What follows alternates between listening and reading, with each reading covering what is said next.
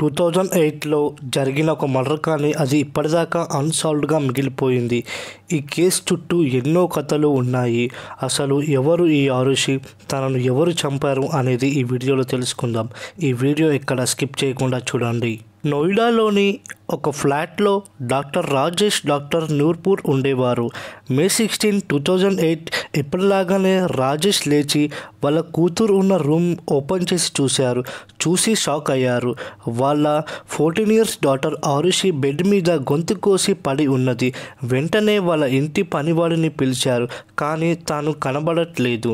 వెంటనే పోలీసులు అక్కడికి వచ్చారు. వాళ్ళ పనివాడు కనపడలేదు. పనివాడు కనపడపోయేసరికి తను ఈ మర్డర్ చేసి ఉంటాడని పోలీసులు అనుకున్నారు. వాళ్ళ పనివాడు పేరు హేమరాజ్. తన కోసం పోలీసులు వెతకడం స్టార్ట్ చేశారు. నెక్స్ట్ డే వాళ్ళ ఇంటి టెర్రస్ మీద నుండి ఏదో కుళ్ళిపోయిన కంపు రావడంతో డోర్ ఓపెన్ చేసి చూస్తే అక్కడ హేమరాజ్ చనిపోయి ఉన్నాడు. బాడీ కొంచెం డీకంపోజ్ అయి ఉంది. ఆరుషి చనిపోయిన నైటే తాను కూడా చనిపోయాడు. పోలీసులు వెంటనే ఇన్వెస్టిగేషన్ స్టార్ట్ చేశారు. ఆ రోజు నైట్ ఇంట్లో ఉన్నది 4 members: రాజేష్, నూర్పూర్, ఆరుషి, హేమరాజ్. ఈ మహారాజ్కి వాళ్ళ ఫ్లాట్లో చిన్న రూమ్ ఉంటుంది. అందులో 2 చనిపోవడంతో పోలీసులు వాళ్ళ పేరెంట్సే చంపారు అని చెప్పారు. ఆ నైట్ ఏం జరిగిందో పోలీసులు చెప్పారు. రాజేష్ నైట్ తనకి వచ్చిన మెయిల్స్ చెక్ చేసుకుంటూ తాగుతున్న విస్కీ అయిపోవడంతో హాల్లోకి వెళ్ళాడు.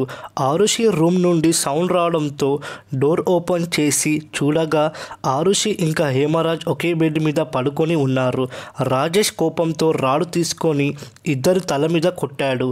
రాజేష్ నూర్పూర్ హెల్ప్తో హేమరాజ్ని టెర్రస్ పైకి తీసుకెళ్లి గొంతు కోసేశాడు. తర్వాత కిందికి వచ్చి తన కూతురు గొంతు కోసి డౌట్ రాకుండా ఉండడానికి మరకలు అన్నీ క్లీన్ చేసేశారు. మార్నింగ్ లేచి ఏం జరగలేనట్టుగా యాక్ట్ చేశారు. పోలీసులు ఏం చెప్పారంటే, ఈ స్టోరీకి ప్రూఫ్ ఏం చూపించారంటే, నైట్ టైం రాజేష్ రూమ్లో ఉన్న router switch on and of అవుతూనే ఉంది. రాజేష్ నైట్ పడుకునే ఉంటే రౌటర్ స్విచ్ అండ్ ఆఫ్ ఎలా అయ్యింది? ఆరుషి చనిపోయిన రోజు వాళ్ళ పేరెంట్స్ అస్సలు ఏడవనే లేదు. కొన్ని డేస్ అయ్యాక పోలీసులు ఇంకో స్టోరీ చెప్పారు. రాజేష్కి వేరే అమ్మాయితో ఎఫైర్ ఉందని. ఆ విషయం హేమరాజ్కి, ఆరుషికి తెలిసింది. రాజేష్ హేమరాజ్ని కన్విన్స్ చేద్దామని చేస్తున్నాడు, కానీ హేమరాజ్ కన్విన్స్ కాలేదు. దానితో హేమరాజ్ని చంపేశాడు. ఆ చంపడం ఆరుషి చూసింది. అందుకే ఆరుషిని కూడా చంపేశాడని పోలీసులు చెప్పారు. కానీ ప్రాపర్ ఎవిడెన్స్ లేదు. అందుకే 50 daysలోనే వాళ్ళ పేరెంట్స్ బయటకు వచ్చేశారు. తర్వాత ఈ కేసు సిబిఐకి వెళ్ళింది.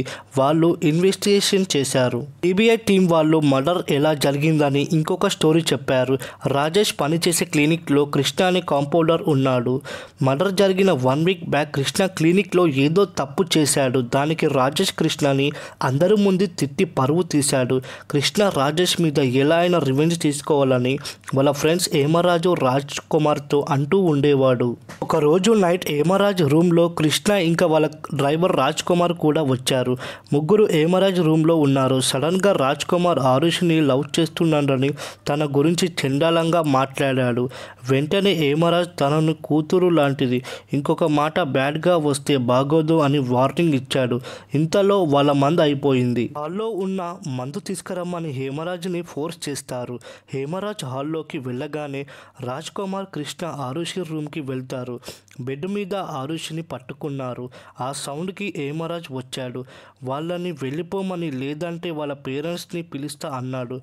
అయినా వాళ్ళు వినలేదు. వెంటనే హేమరాజ్ వాళ్ళ ఫ్లాట్ కింద ఉన్న విజయ్ని పిలవడానికి వెళ్ళారు. ఇంతలో ఆరుషి అరవడంతో కృష్ణ తన దగ్గర కత్తితో ఆరుషి తల మీద కొట్టాడు. తను అన్కాన్షియస్లోకి వెళ్ళిపోయింది. ఇంతలో విజయ్ వచ్చాడు. అది చూసి విజయ్ పారిపోయాడు. అక్కడ హేమరాజ్, కృష్ణ, రాజ్ కుమార్ ఉన్నారు. రాజేష్ రూమ్లో ఏసీ సౌండ్ ఎక్కువ ఉండడం వల్ల బయట జరిగింది ఏం వాళ్ళకి వినపట్లేదు.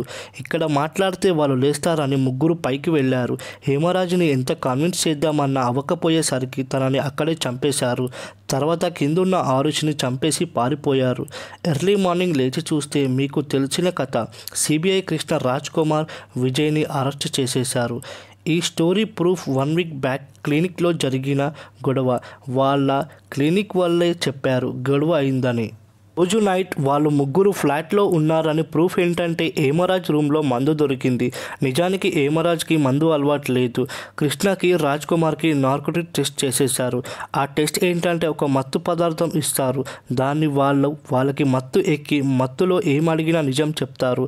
వాళ్ళు ఆ మత్తులో నైట్ జరిగిందంతా చెప్పారు. ఈ టెస్ట్ వల్లనే సిబిఐ వాళ్ళకి ముందు రోజు నైట్ జరిగింది తెలిసింది. పక్క రూమ్లో ఏం జరుగుతుందో తెలియనంతగా ఏసీ సౌండ్ ఉందో లేదో కూడా టెస్ట్ చేశారు. నిజానికి రాజేష్ రూమ్లో ఏసీ సౌండ్ చాలా ఎక్కువగా ఉంది.